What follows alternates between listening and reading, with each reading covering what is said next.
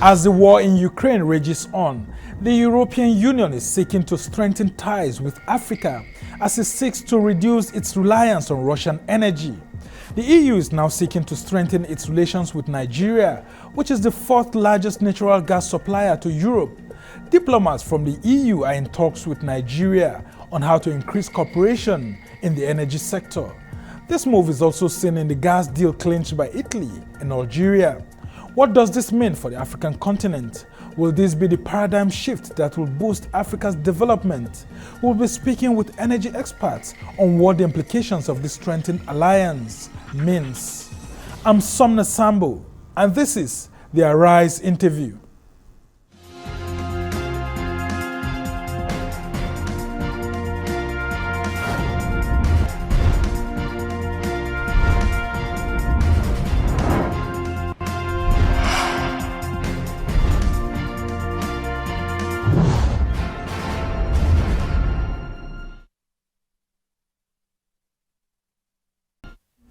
Welcome to the show. Now, European Union ambassadors in Nigeria have paid a courtesy call on the management of the Nigerian National Petroleum Company Limited, seeking to strengthen its partnership with Nigeria in the energy sector.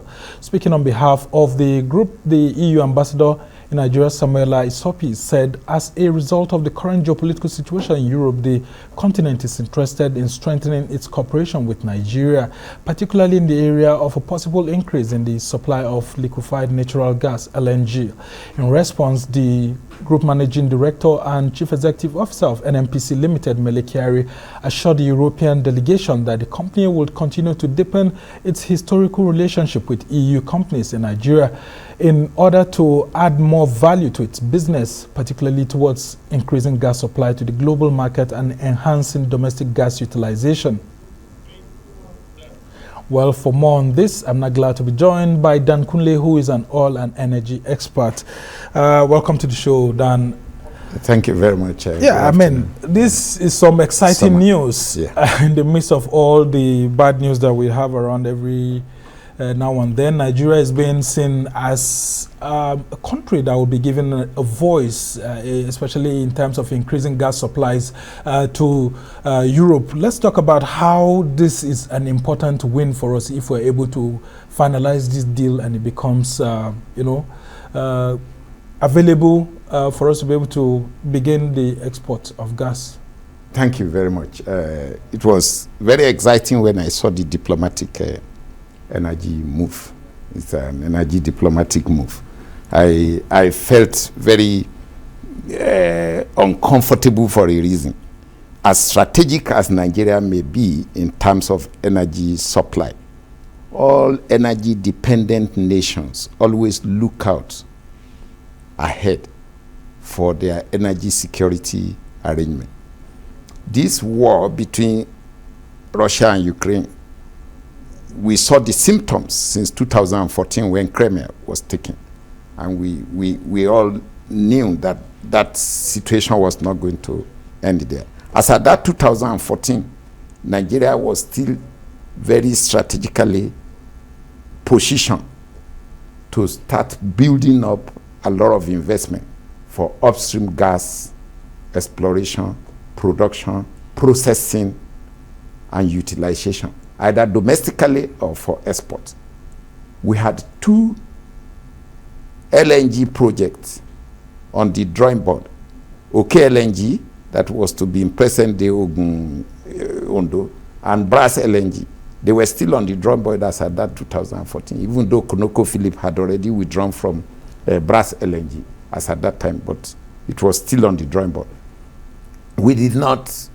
As usual, and this always pains me, we did not take advantage of this.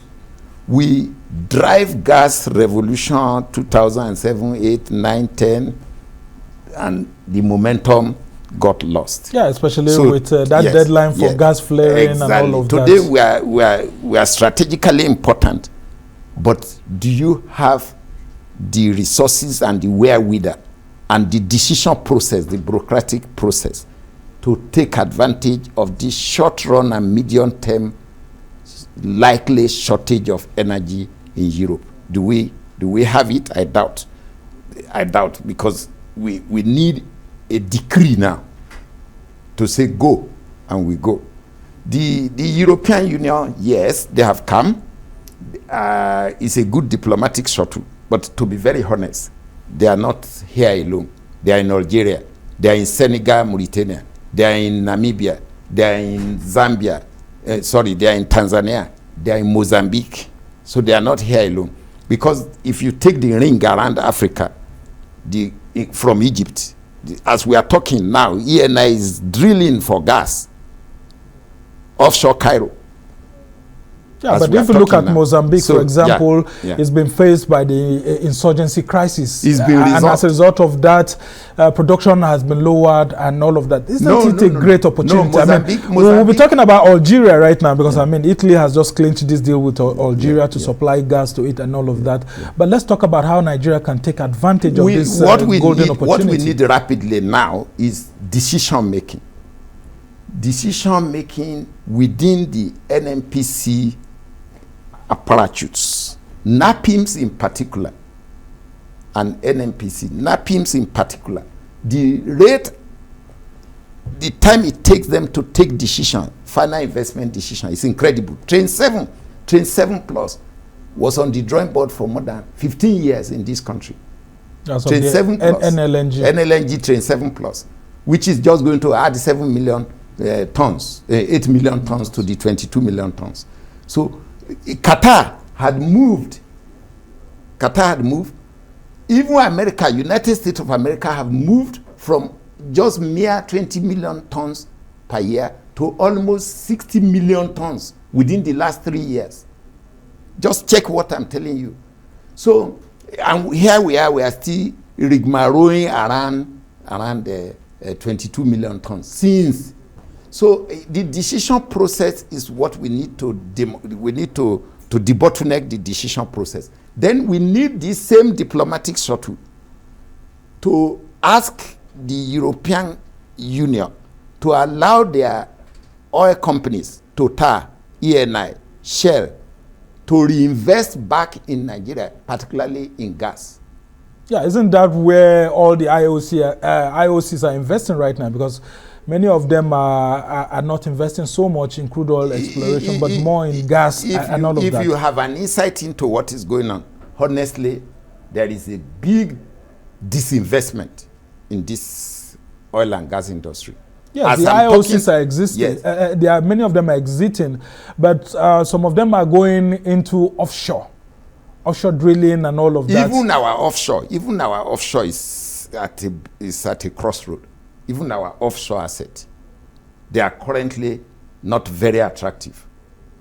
What government need to do now is G to G.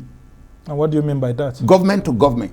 This government must engage the government of France, Italy, Britain, Netherlands, China. We need to sit down with them. Isn't that what the EU is doing? The Minister of State Petroleum must go to plead with President Buhari that please allow us to get involved in this diplomatic shuttle for energy supply.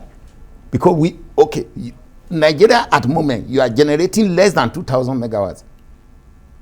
A country that has close to 220 trillion cubic feet of gas. Our unproven gas is about 600 trillion cubic feet, according to American Geological Service.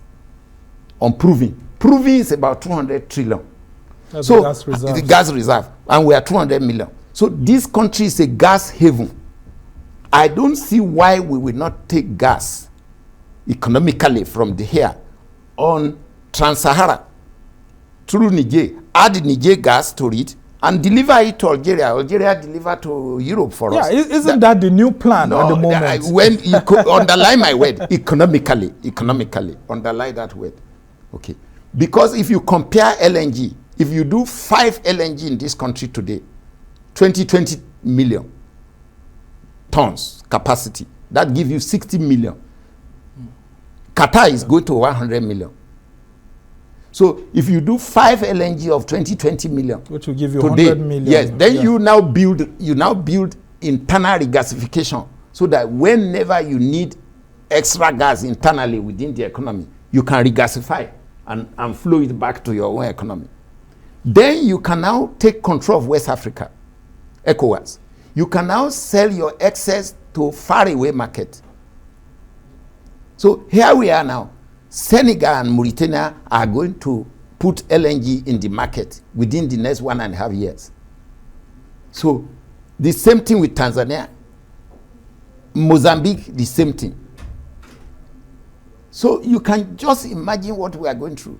Yeah. So, but well, the EU ambassador actually said that Nigeria supplies 40% of the gas that's needed to Europe. Isn't this a golden opportunity for us to be able to advance to see how we can increase it? Because I mean, we have the likes of Russia being #1 supplier to Europe, then followed by Norway, then followed by Algeria, and then Nigeria. What you are saying is that Nigeria's position is being threatened if that of Mauritania, Senegal comes on board. I am not here to dispute her. But what do we do? I'm not here to dispute her figure, 40% to Europe, 40% of 22 million. How much does Russia supply to Europe? Russia is the main supplier.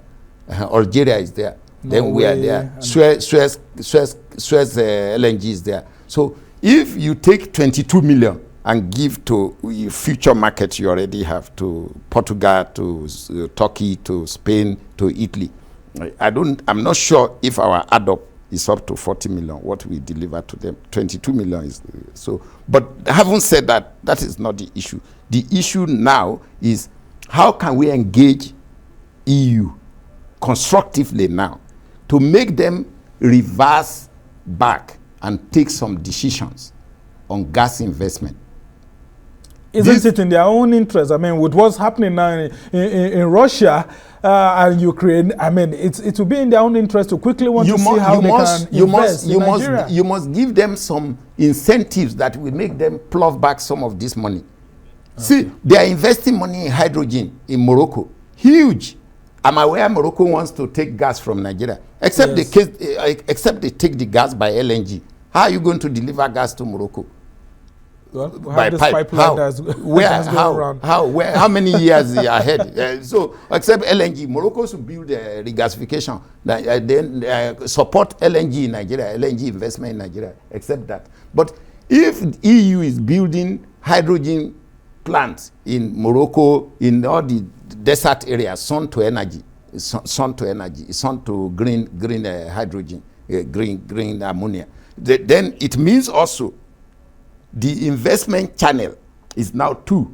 They are investing money in hydrogen and they want to invest money in LNG or in gas. Just say in gas because you can convert gas to many things, to methanol, to LNG. Okay, so it means we need to, the government must strategically engage EU now. All right. You need a team. You need a team to engage EU. The president should please get a team to engage EU. Well, he's the petroleum minister, and there's a minister of state for petroleum, but I'll just ask you to hold on there while we go on this short break. And when we come back, we'll continue this conversation on the EU trying to woo Nigeria into providing more gas for that continent due to the Ukraine and Russian war. Stay with us.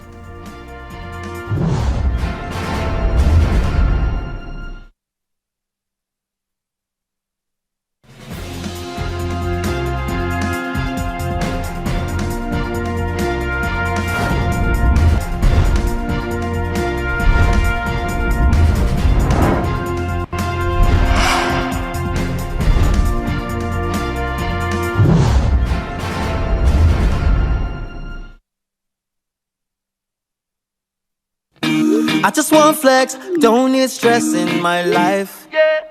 Avoid the yawa, I no want queue for the bank. Sharp, I don't open an account.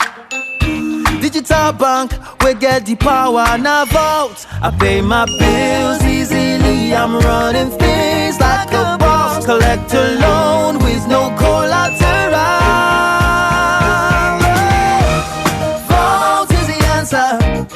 Vault is the way. Vault is the answer. From Polaris Bank. Vault is the answer. Vault is the way. Take control. Download Vault by Polaris Bank. That's VULTE. Visit the Google Play Store or Apple Store now. Volt is available to Polaris and non-Polaris Bank customers. Volt by Polaris Bank. There's no other animal as courageous and majestic as the lion. But with only 50 lions left in Nigeria, they may soon just be a memory. When snares are used for bushmeat, we rob the lions of their food and risk maiming them for life. So please say no to illegal bushmeat and help protect the lions. Keep them wild and keep us safe.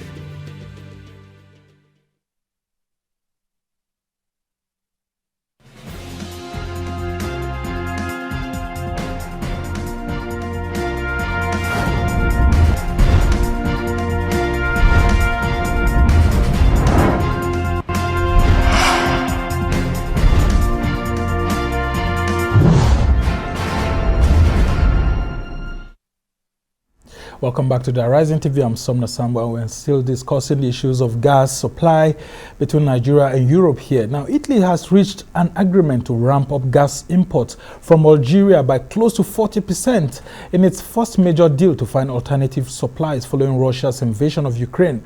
In a visit to Algeria, Italian Prime Minister Mario Draghi said the agreement reached was a significant step in Italy's drive to cut its reliance on Russian gas. Italy, which sources about 40% of its gas imports from Russia, has been scrambling to diversify its energy supply mix as the conflict in Ukraine escalates.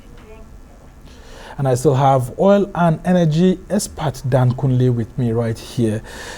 What do you make of this deal, I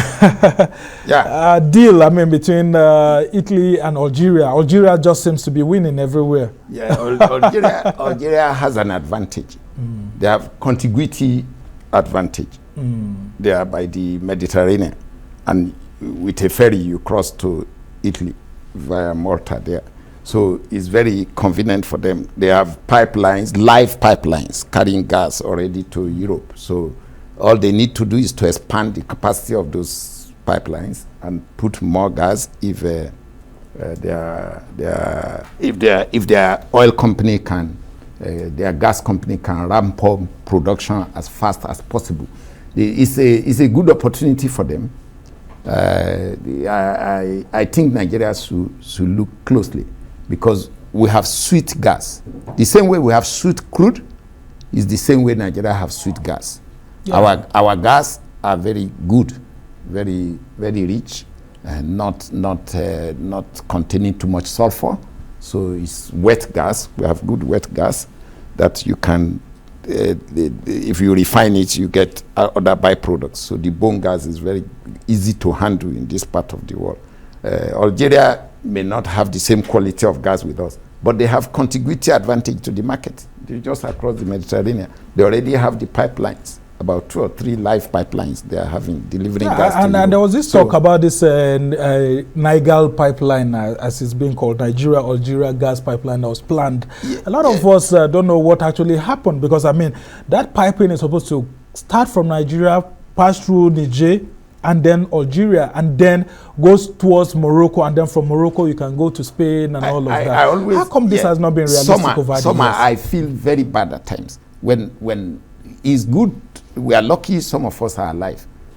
When this project was conceptualized during Obasanjo, AKK was supposed to be the foundation, 48 inches gas pipeline from Ajaokuta to Kano. AKK, Ajaokuta, Abuja, Kaduna, Kano. And from Kano, the pipeline is supposed to continue to Niger, to Algeria, to key into Algeria.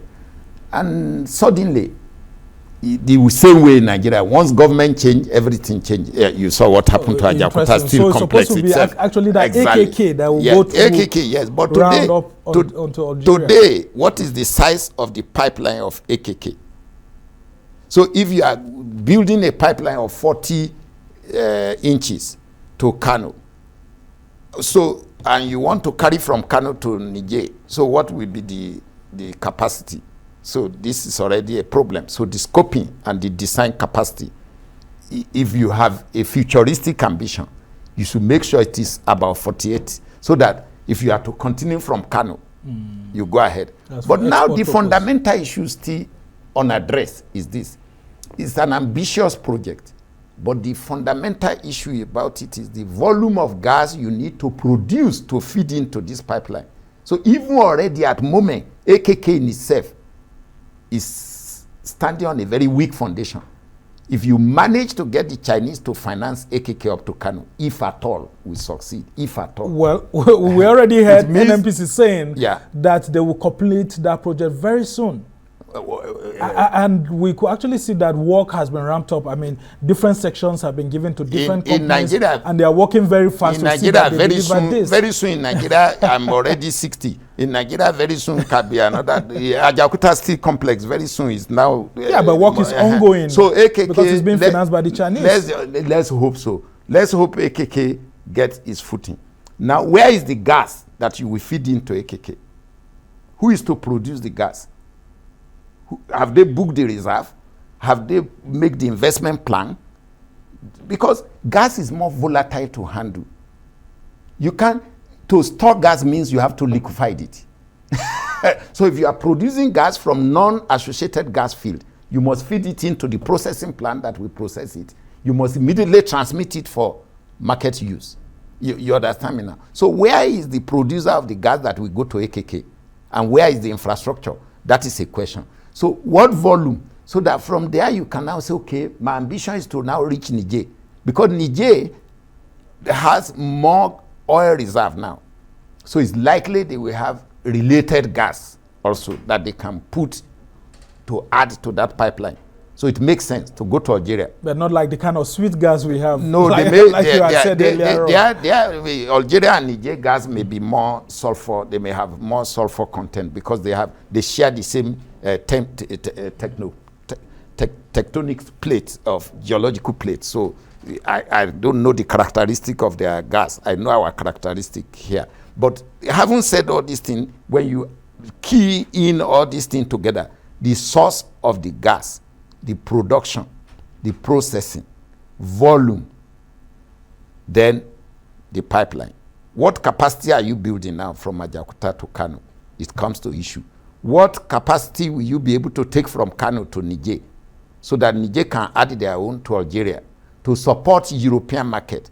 This is not 4 5 years. This is not short term. These are near term. Near term start from 5 years time. So we should focus more on the LNG. LNGs can because be more rapid. That looks like a quick win. Thank you very much. If our government now, I will revisit the drawing board. I will say, where is brass LNG paper?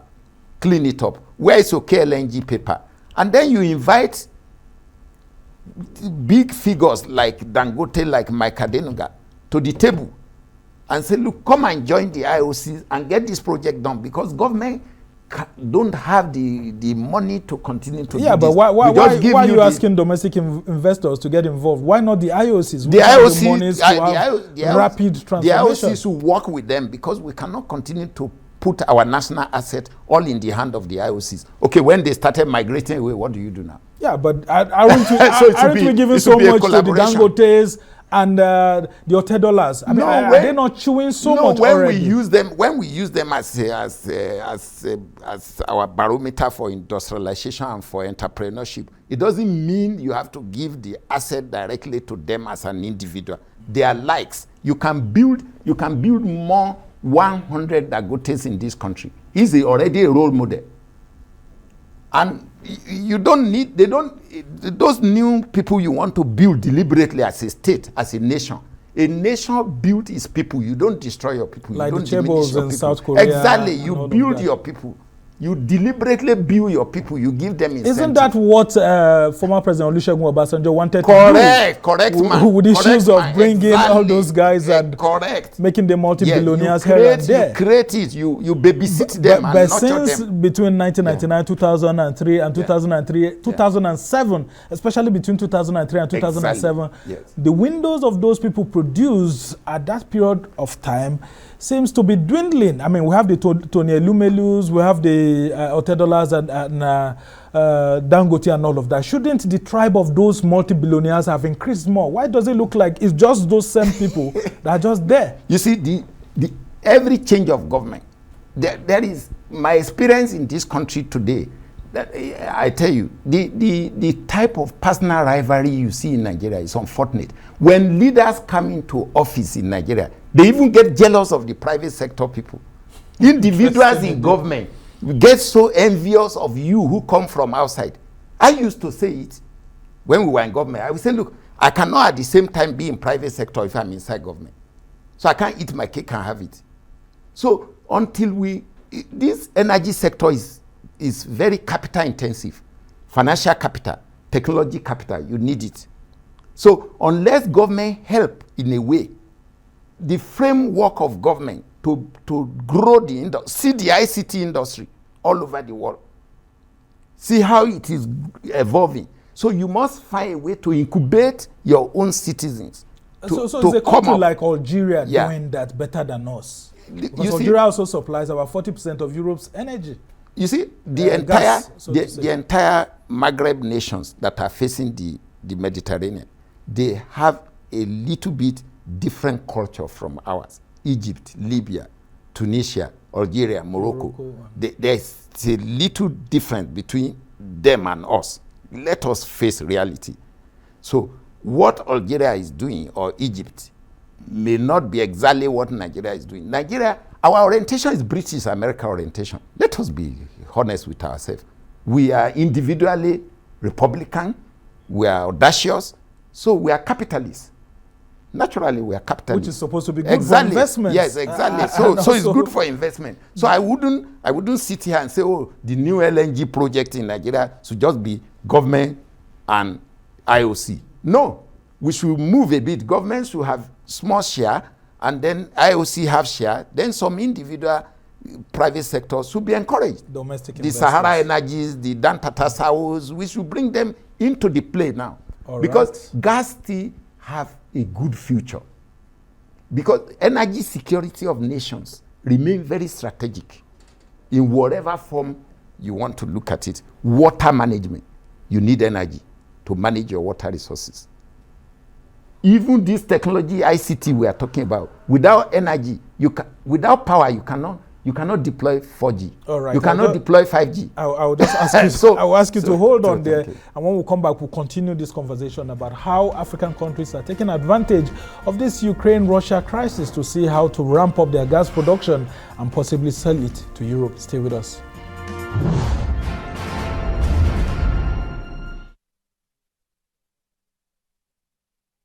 In 1894, our first branch opened in Lagos, Nigeria.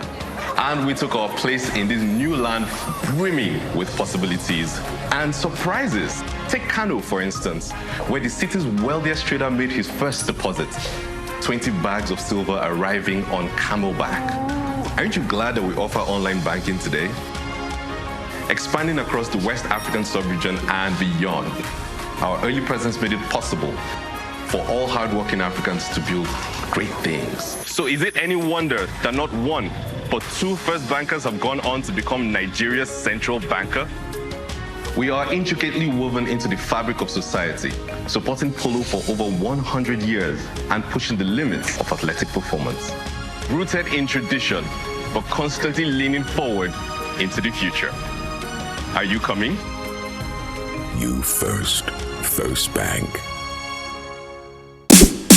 Arise Plays Movie Box is partnering with IndieView Festival Lagos, the home of the most exceptional short films curated from across Africa and the diaspora. Every month, 3 winning movies of the IndieView Festival competition will feature on the Arise Play streaming platform and benefit from the full movie box package and more. Do you think your short film can compete and win at the IndieView Festival? Then follow @IndieView Lagos on Instagram for more information on how to submit your entry. Jumpstart your movie career today and get on the path to fame with the exclusive IndieView and MovieBox partnership.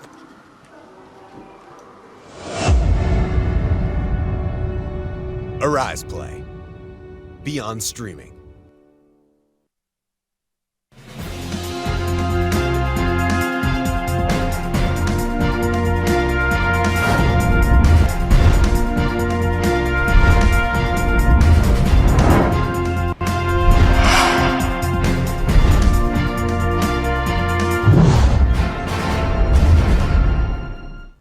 Welcome back to the Horizon TV, where we'll speak to the newsmakers as well as ordinary people doing extraordinary things around the world and featuring the voices at the heart of the conversations. I'm Somna Sambu.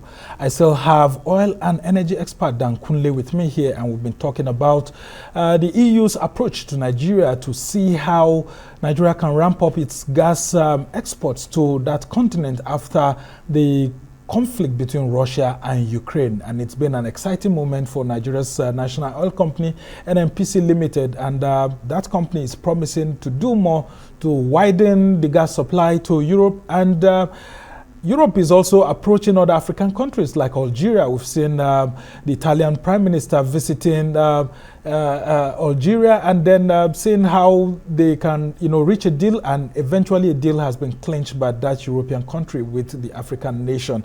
And I come to you, Dan Kunle. Let's talk about how Africa can maximize this opportunity. I mean, you earlier mentioned most of these countries, Mozambique, Senegal, and all of that, Nigeria, Algeria, and all of that. How can the continent maximize this opportunity since Europe is approaching us and they want these gas supplies or energy supplies very quickly so as to ward off Russia?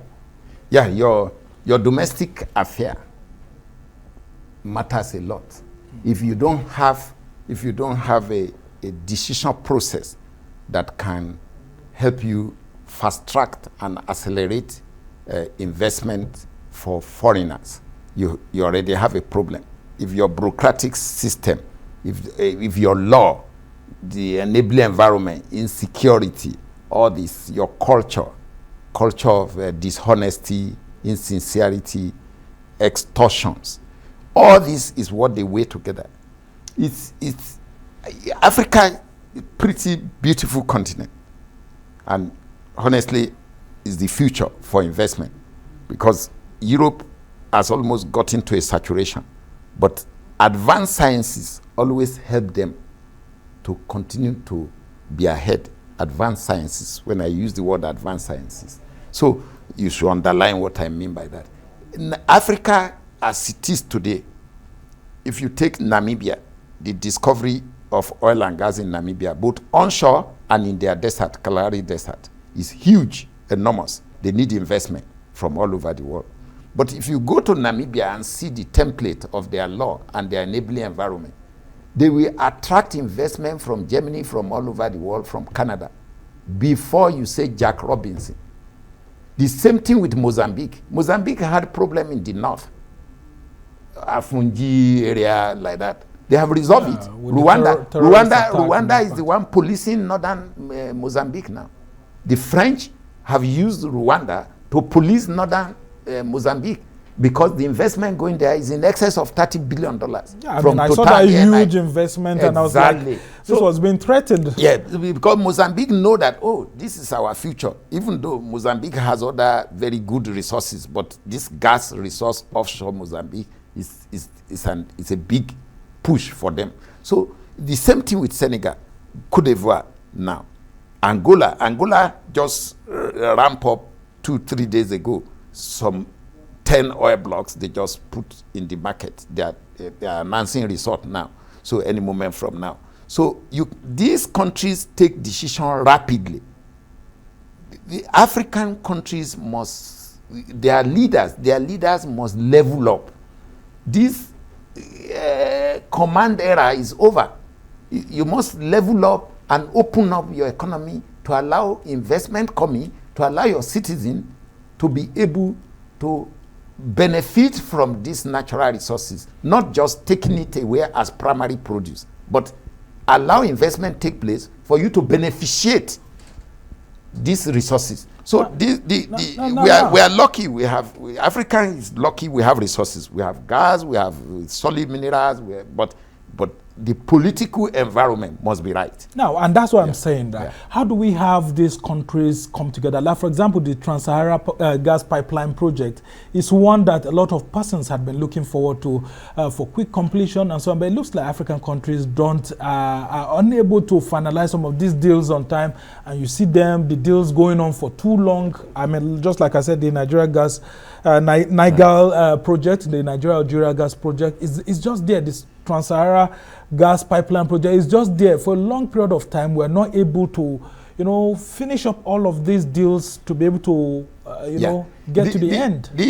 I don't want to get involved in the political, but I cannot get away from always discussing the right political leadership. If the politics is wrong, the economy will go foolish. Oh yeah. The political leaders in Africa must be business-like, not just political power for celebrity purposes, ceremonial powers. That is all.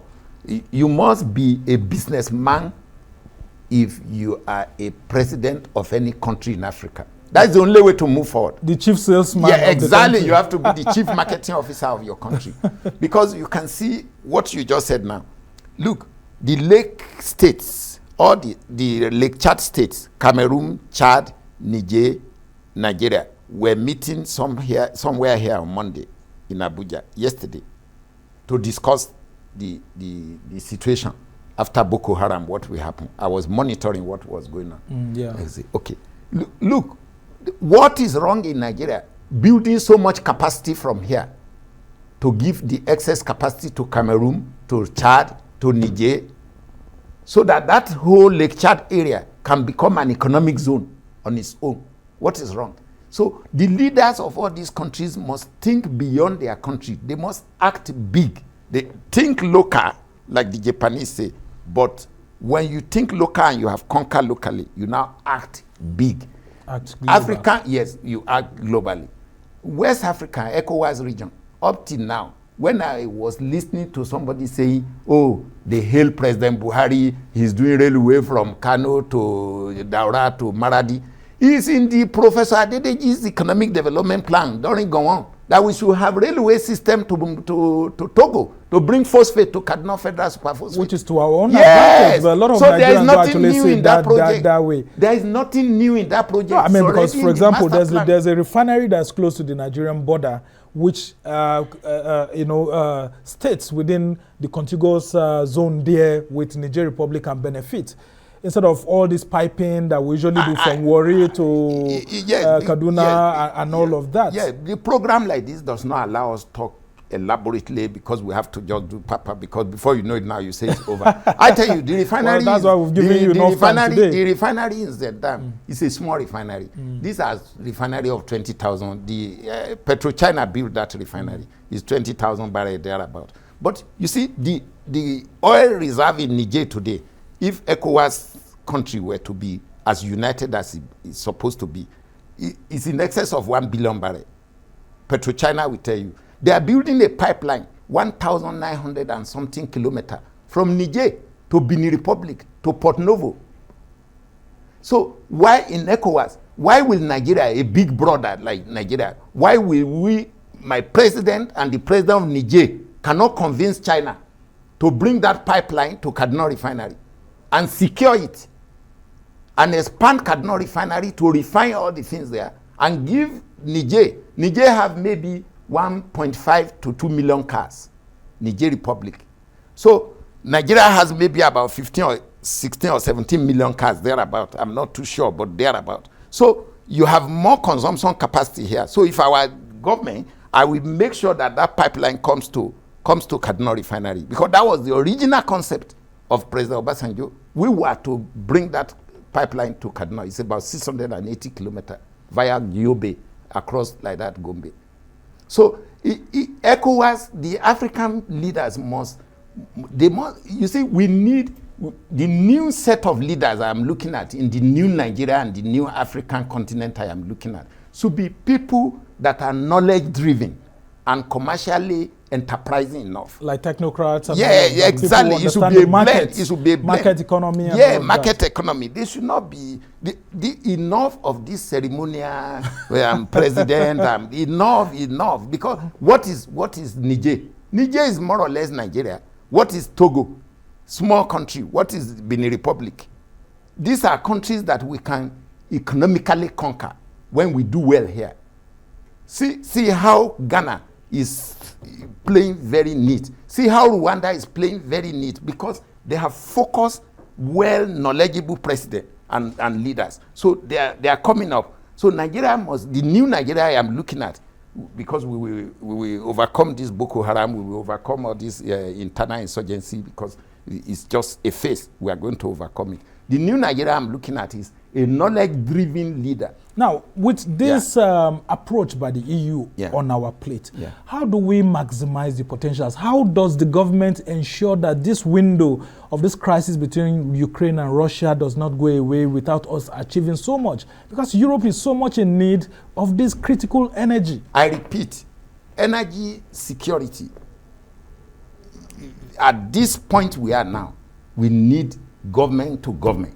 Our government must put a team together to quickly, strategically engage EU and the IOCs and some local investors and say, come, how can we rapidly make some investment in gas production and processing for delivery to Europe? Train 7+ is 8 million tons. It will not come to market till maybe end of 2024 or 25, if at all we are lucky. If at all we are lucky. Okay. So, and it's already booked.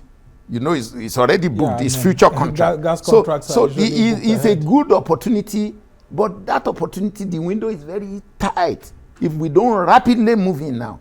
And as Nigeria, are we investing so much in the oil and gas sector ourselves? Away from these IOCs that have to come in and all of that. Do you think that the country is doing enough, especially with the passage of the PIA? Do you think that there's a better environment for investment, even by the government, at least the little investment that I can do? On this platform, I said when PIA was passed, I said if PIA, Petroleum Industry Act, and all the institutions that are going to evolve from that law, I said if they are not properly managed for transition from the old order to the new order, I said the industry will be stranded. And I repeat, the oil and gas industry in this country today is stranded. I repeat, is stranded. And what do you mean by production that? Capacity is low, both crude and gas. Production capacity is low.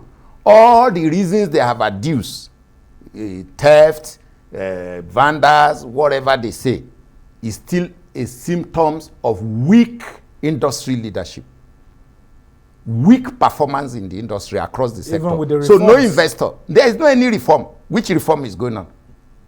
There's no any reform. With the PIA? There is no any reform.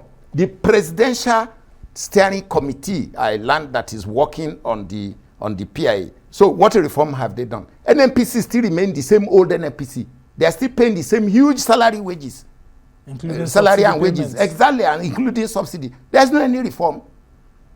There's no any reform going on. So now, cost has not come down. Cost is escalating every day. So the industry is stranded. No investment is flowing in, and there may be no investment in the next 1.5 years. But I want to see investment rapidly. Okay. So my own encouragement to government now is to quickly engage the EU, engage the IOC, call them back to table and say, where are the problems? Please, I'm here to listen to you so that I can respond to the issues we have brought, so that we can find a common ground. I'll ask you to just hold on there, because we have to go on this short break, and when we come back, we'll continue the conversation.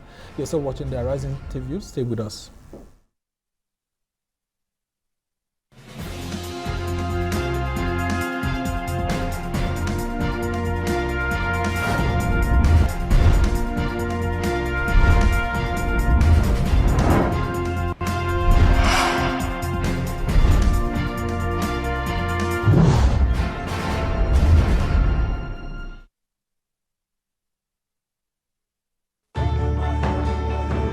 As you adjust to the new realities for operating your business and engaging with your customers, let us help you transform your business into a digital powerhouse capable of adapting and taking advantage of today's opportunities. With our best-in-class array of digital solutions, you can conduct your business, receive payments from your customers, and perform transactions quickly, safely, and conveniently, because we've got you covered with the right people, technology, and service offerings.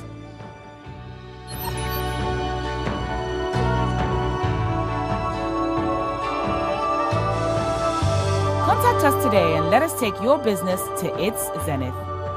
Zenith Bank, in your best interest. We started our journey over 7 years ago, connecting travelers to their favorite destinations. Since then, we've revolutionized how we want our passengers to feel while flying. That is why we've introduced our brand new Embraer 195-E2 aircraft. Everyone has a face they need to see. We are on a mission to add new destinations to our ever-increasing fleet. Our Boeing 777 will take you on an international journey. Mumbai, Guangzhou, London, Johannesburg. And now, Airpeace is adding a new destination, Dubai. If you're gonna fly, then you should fly with us on Airpeace. Airpeace flies you from all our domestic routes to Dubai from Lagos at no additional cost. On Airpeace. Arise Plays Movie Box is partnering with IndieView Festival Lagos, the home of the most exceptional short films curated from across Africa and the diaspora. Every month, 3 winning movies of the IndieView Festival competition will feature on the Arise Play streaming platform and benefit from the full movie box package and more. Do you think your short film can compete and win at the IndieView Festival? Then follow at IndieView Lagos on Instagram for more information on how to submit your entry. Jumpstart your movie career today and get on the path to fame with the exclusive IndieView and MovieBox partnership.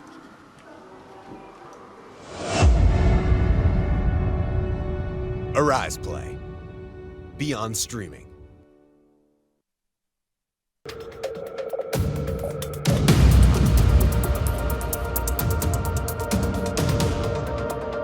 Every moment matters. Every decision. Every moment of courage. Every act of kindness. Every declaration of war is made by someone, somewhere.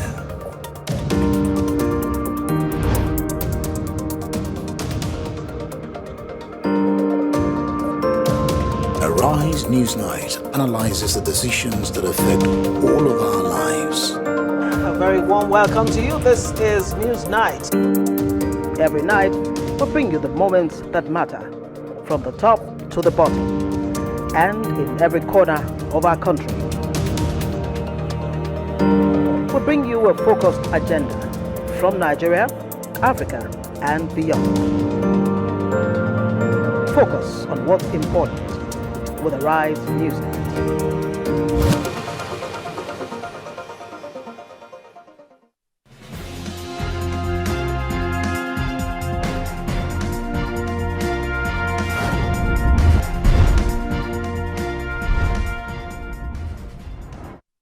Welcome back to the Arise interview. I'm Somna Sambo and we're still discussing gas here. Now, we are still taking a look at the gas and energy sector in Nigeria and the European Union's renewed focus on Africa. How can Nigeria and by extension Africa benefit from this development? I'm now being joined by Arise analyst and associate professor of law an expert in the energy sector, Dr. Sam Amadi, and my guest is still Dan Kunle, who is an oil and energy expert. And I come to you, Dr. Sam Amadi. Thank you for joining us. Let's look at this new approach by Europe. I mean, trying to come especially to Nigeria here and then Algeria and other African countries to see how they can ramp up gas supplies in the face of this fight between Russia and Ukraine. How much has Europe depended so much on Russia energy, and then do you think that Nigeria and other African countries can quickly fill up this space? Well, Europe depends on Russian oil is well established to the point that even at the height of the attack on Ukraine, in a particular moment, we're still talking about millions of dollars, billions worth of gas exports from Russia to Europe.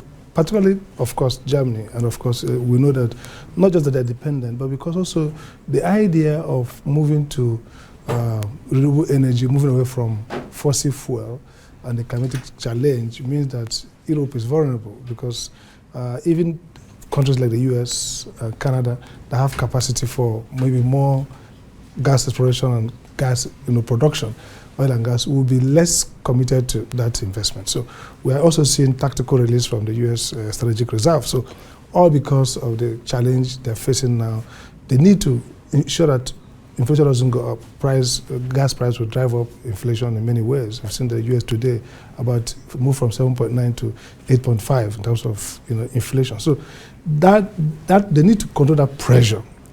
Is very important for democracies that are responsive to pocketbook issues. So unlike maybe China, Russia. So what that means that we're going to see a focus in Africa. Venezuela has been courted because, of course, they have the capacity. For the first time we see that talking about Venezuela.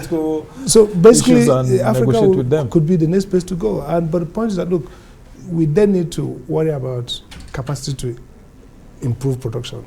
The president today is talking less about even benchmark reducing from 1.8 trillion to about 1.6, which means in spite of the demand, Nigeria has structural constraints to ramping up, environmental, technical, and even commercial. And then overall is a lack of policy framework that enable maybe Nigeria to maximize.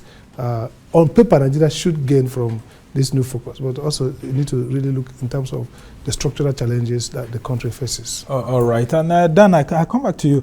Let's talk about how we can make some quick wins from this approach. Now, if Nigeria is already supplying 40% of the gas requirements for Europe, what can we do to ramp it up to maybe 45 or 50% at least, very quickly? I'm not sure of the percentage, but we are supplying about 22 million tons per year of LNG to near Europe, Spain, Portugal, Italy, and Turkey, and near Europe. But it's not up to 40%. Let us be scientific about some of this. Well, that's what the EU ambassador had said yesterday. It's not up to, but okay, let's leave that one. The institutional framework for the oil and gas sector in this country today has lost capacity completely. He just mentioned structural problem now, technical, financial. Every component you need to increase production of oil and gas must be imported. Every component. And in dollars. In dollars. So the sector is dollarized. The architecture of the industry is in the hand of the developed countries. The financial resources to do it is in their hand. We are broke. We have no money. We have no saving. So even if you want to rapidly dish your hand to your saving now, your foreign reserve, and put into ramping up production, to what extent can you go? So this is the issue. We have enough oil acreages. We have enough discovery of gas. We've already planned the gas master plan of Nigeria based on the gas reserve we saw. We already map it out. Very quickly. But the investment decision, the institutions that are to take it, NAPIMS, NNPC, government, sign this, sign that, does not function the way it's supposed to function. That's just all. I've just been told I have less than 60 seconds left. The window is there for us to take advantage, but I don't know if we have the rapid institutional capacity to take that advantage. All right, and I just want you to talk about that very quickly before we round up this discussion. How do we, increase the capacity of our institutions? First, you should first stop oil theft, low-hanging fruit. We're talking about so much being before the terminal, movement from A to B, point B. You don't have that's part of why the oil majors are not interested. So if you can stop that, you have a quick win. It might not be much, but essentially you have more to take to exportable crude. Second is that, like I said, you have to be very clear. We're talking about stopping the Petroleum Industry Act, because of issues around for policy flip-flop, whether the society will allow. Basically, no, we're talking about lack of transparency and corruption in the sector. So how much do you know? How much do you have? So like he says, Nigeria has competing countries in Africa, now Angola. If you look at investment that have come to this sector, we are carrying the smaller bag. Investment has moved countries away like Mozambique are getting huge investments. Even Ghana. So primarily what that means therefore is that the oil majors we don't control the ACEs. Like it says, the investment is coming from outside, financial technologies outside. Up to now, it's a shame. We can't even control any of the major fundamentals for driving up production in this industry. So we need to get our act quickly, and I doubt if the government is focused on election, run up to election year, we have the attention and the capacity to really take these quick win actions. All right. We must thank you so much, Dr. Sam Mamadi is a Arise News analyst, and Dan Kunle is an international oil and energy expert, for joining us to take a look at this. We just hope that the Nigerian authorities wake up. Just like you have said, you have counseled Nigerians that this is the best time to get a leader who is actually money market conscious, someone who understands economics and no longer ceremonial presidency. We just hope Nigerians will take this advice into their minds ahead of the next general elections next year. Well, that's how it's been for this edition of the Arise interview. Do join us again tomorrow. From me and the entire team here in Abuja, goodbye and thank you for watching. I'm Summer Sambo.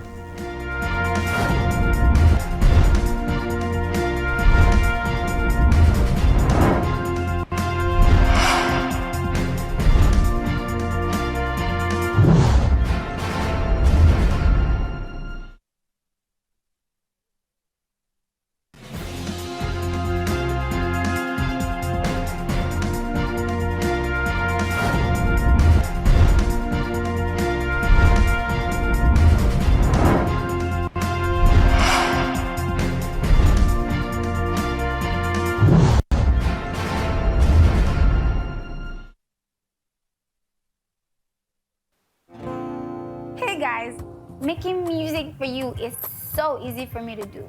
But you know what else is super easy to do?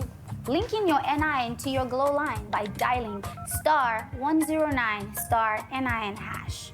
Or I can call 109 from my Glow line and follow the instructions. And if I don't want to call, I can text my NIN to 109. I can even visit glowworld.com/NIN. And what if you've forgotten your NIN? All you have to do is dial *346# and Glow will help you remember it. Someone may ask, what if I haven't registered? All you have to do is go into the nearest Glow World and we'll help you register. It's that easy.